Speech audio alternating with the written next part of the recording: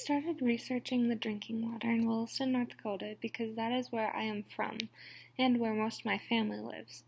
I was curious to know how safe our drinking water actually is and what makes it different than others. I first researched the products in our water and the filtration process. Williston's drinking water comes from the Missouri River, where it is picked up along with all the other dirt and other sediments that are in the river. Then the water goes to the treatment plant. The first step in the filtration process is coagulation.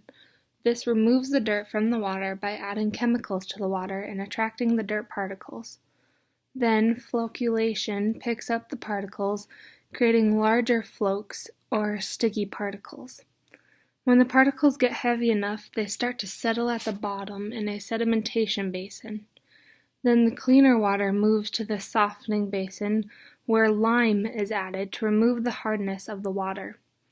It's then filtered through, removing even more sand, gravel, charcoal, and other small particles.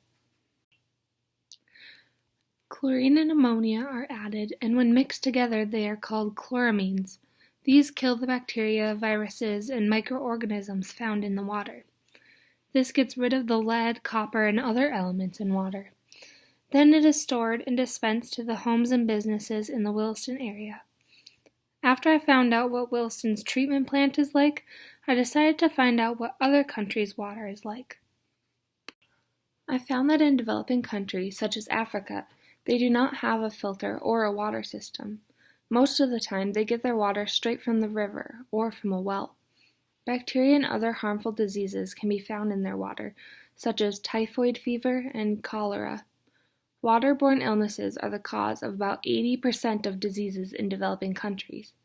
Children and babies are the most susceptible to these diseases because their immune systems aren't fully developed and everything is new. Almost 2.3 billion people do not have access to clean water.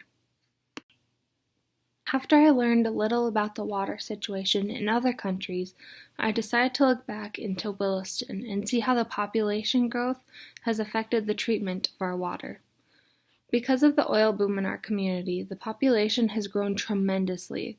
It started the huge increase around 2010, where the population was about 16,000 people. It spiked a lot until about 2016, where we reached 27,000 people. That's over 10,000 people in just 6 years, and I knew this had to have affected our water distribution. The solution to this overabundance of people was to build a new facility. The first water treatment plant was built in 1959.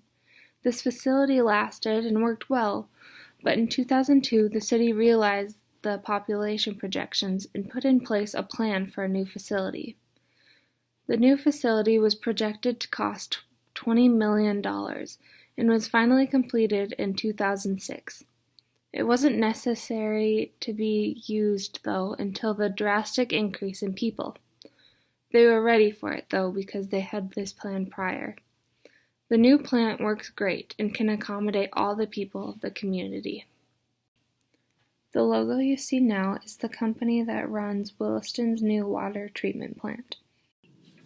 Another challenge Williston faces each year is flooding. The Missouri River floods almost every year after the snow melts. Some years are worse than others, but I was curious to know how and if this affects Williston's drinking water. Just this year, Williston's high water levels were so high that it caused the city to take extra precautions in cleaning our drinking water. They added more chloramine and an extra filtration step. These extra steps have given the water an odd taste and a smell, and many community members were worried that the water had become unsafe. The city assured them that it still was safe and not to worry. They even said that they actually do this extra process every spring, but this year it just was more noticeable because of the rapid snow melt. Throughout this research, I learned a lot about my community, and I learned that Williston's drinking water is very safe, even the tap water. I now understand how they treat our water too, which makes me feel even more comfortable. I can proudly say that Williston has a great water system, and it is safe for my family and I to be drinking it. I kind of guessed before that the population affected our water, but I didn't know that we had to have a whole new facility be built. I also learned that water in developing countries is not only scarce, but is unsafe for them to drink, and it causes many diseases.